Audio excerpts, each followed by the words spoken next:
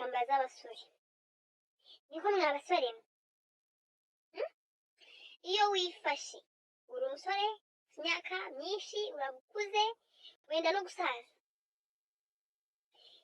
ufite akazi niyo nakufite ufite amaboko, umukobwa ugukunda arazi iwawe ukamumarana iminsi, icyumweru, iminsi 3 ingahe, ateka agabura asasa muryama mugira mute mugira nta rusoni, ukarenzaho kaganga n'ibicucu ngo kiya ukajya wiga ugituka mu matamatama, ukajya mu bandi bakobwa kandi uri kumubeshya ngo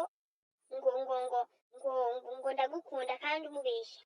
Mwabahungu ubwo ameze gutyo amagegera bivamo abandi mwigize iki? Nimutisubira abakobwa tujya duhonda abantu, tukabahonda amaso tukatunurayo, hari igihe bazagukubita abakobwa cyangwa se mushiki wawe niba umufite cyangwa se umwishywa wawe cyangwa se n'undi wese niba umufite nawe bamugira ibyo ugira abandi. Ni gute wumva ko imiryango yawe igomba kwishima iyo abandi uyibabaza?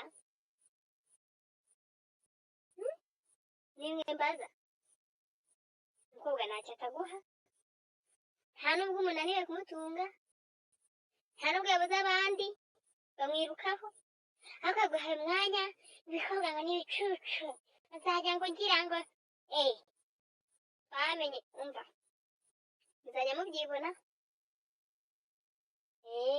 nimutamenya ubwenge mwa basore mwe ngo mumenye kunyurwa no gufata umwanzuro, muzasara, muzayisariramo ko mundeba. Mwisubireho.